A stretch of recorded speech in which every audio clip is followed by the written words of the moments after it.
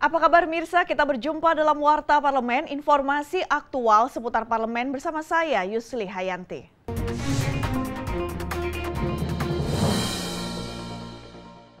Terkait masih rendahnya tingkat partisipasi perempuan dalam lembaga legislatif, DPR RI mendesak pemerintah bersama penyelenggara dan Badan Pengawas Pemilu melakukan pengawasan secara ketat terhadap partai-partai peserta pemilu mengenai ketentuan komposisi 30% calon anggota legislatif perempuan.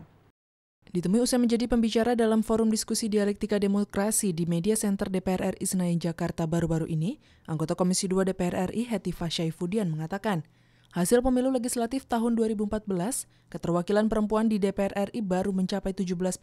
Menurut Hetifah, rendahnya tingkat partisipasi perempuan dalam politik umumnya dikarenakan kurang seriusnya pemerintah dalam memenuhi target partisipasi sebesar 30% dalam lembaga legislatif.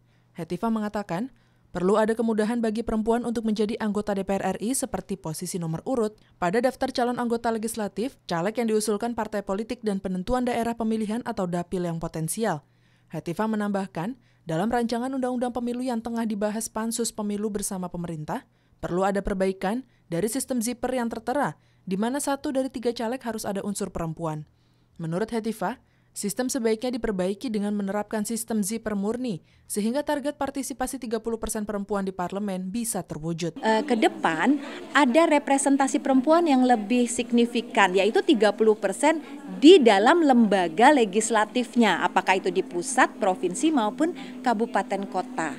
Jadi 30% perempuan itu bukan menjadi calon, karena tingkat keterpilihan mereka sekarang masih di bawah 18%. Hetifah mendesak pemerintah untuk mengetatkan pengawasan baik pada Panwas maupun KPUD di daerah. Pasalnya, fakta di lapangan mengatakan pihak wanita masih sangat rentan terhadap kecurangan pada saat pemilu diselenggarakan.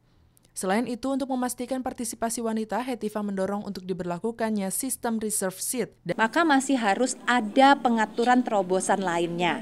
Misalnya, tadi reserve seat, artinya memang 30% itu diberikan kepada perempuan dan tentu saja perempuan yang terbaik yang mengisi itu. Nanda Oktaviani dan Slamet Sanjaya, TVR Parlemen, melaporkan. Komisi 4 DPR RI menegaskan revisi Undang-Undang Nomor 5 Tahun 1990 tentang konservasi sumber daya alam hayati dan ekosistemnya tidak hanya memberi perlindungan terhadap lahan, hewan langka, dan tumbuh-tumbuhan. Revisi undang-undang ini juga akan memberikan perlindungan terhadap masyarakat adat yang banyak tersebar di seluruh wilayah Indonesia. Ditemui usai seminar rancangan undang-undang tentang perubahan atas Undang-Undang Nomor 5 Tahun 1990 tentang konservasi sumber daya alam hayati dan ekosistemnya di Denpasar, Provinsi Bali baru-baru ini, Wakil Ketua Komisi 4 DPR RI Herman Hairon mengatakan, konservasi bukan hanya sebatas perlindungan terhadap lahan, satwa langka, maupun tumbuh-tumbuhan. Herman Hairon menjelaskan, revisi Undang-Undang Sumber Daya Alam Hayati ini juga memberi ruang bagi pemanfaatan sumber daya alam hayati sepanjang eksploitasi lahan dan sumber daya alam tersebut dilakukan dengan mempertimbangkan konservasi dan perlindungan alam dan ekosistem. Pada sisi lain, nilai-nilai pemanfaatan, sumber kesejahteraan bagi rakyat, dan kemudian jaminan terhadap keberlangsungan sumber daya alam di masa yang akan datang, tentu ini menjadi pembicaraan yang sangat mendalam, dan tentu konsekuensi dari pertumbuhan manusia, semakin menyempitnya lahan, eksploitasi sumber daya, dan kemampuan sumber daya pendukungnya juga ini menjadi diskusi yang menurut saya ini adalah cara pandang yang lebih komprehensif, terintegrasi, dan undang-undang ini diharapkan kelak menjadi undang-undang yang lebih universal gitu ya. Anggota Komisi 4 DPR RI Cucun Ahmad Syamsur Rizal mengatakan, rancangan undang-undang ini juga harus melindungi masyarakat adat yang banyak tersebar di seluruh daerah di Indonesia, mulai dari pembinaan, arahan, dan rencana relokasi. Cucun Ahmad menambahkan, undang-undang ini sudah mencapai kesepahaman dengan pemerintah dan perbaikan dari beberapa pasal yang tentunya demi kemajuan dan kesejahteraan rakyat.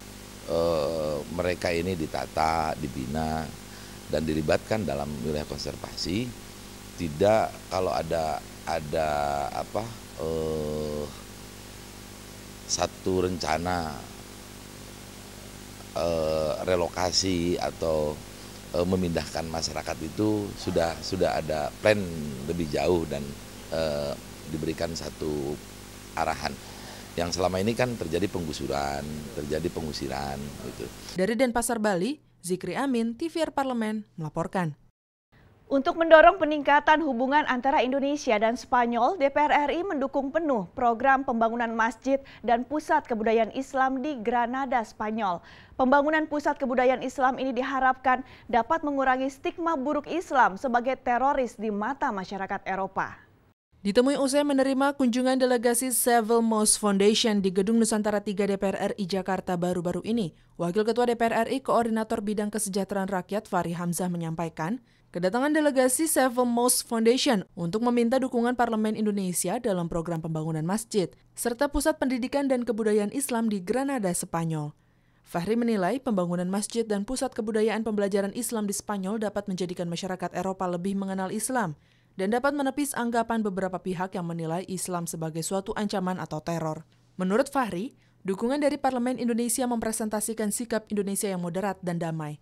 Fahri mengatakan, DPR akan mendukung program tersebut dengan membangun diplomasi yang baik dengan Parlemen Spanyol, serta mendorong adanya hubungan yang baik antara pemerintah Indonesia dan Spanyol. Mereka sekarang mau datang untuk membangun satu pusat kebudayaan dan pendidikan Islam yang besar di Eropa. Dan saya kira ini menarik dan mereka ingin belajar dari Indonesia ide-ide tentang bagaimana mengisi konten dari pusat kebudayaan dan pendidikan itu. Dan tentu kita sebagai negara muslim yang besar memberikan masukan dan saran kepada mereka, kontribusi pemikiran kepada mereka, sehingga satu penelitian dan expose juga tentang Islam di Indonesia bisa dilakukan di sana. Sementara itu, Vice President Seville Mosque Foundation, Ibrahim Hernandez berharap pemerintah Indonesia dan DPR RI dapat ikut serta dalam mendukung program pembangunan masjid di Islamic Center di kota Sevilla. Ibrahim menyampaikan, saat ini Yayasan Masjid Sevilla juga sedang melakukan penggalangan dana di Spanyol yang melibatkan public figure dari Indonesia. Very positive, very positive. We always feel very welcome, and we will look at the possibilities of how to adjourn this meeting to follow it on. And they've proposed to visit Spain to see how they can help. So it's great. At the same time, we are doing a campaign called A Tile for Sevilla. Helmi Darmawan dan Rizky, TVR Parlemen melaporkan.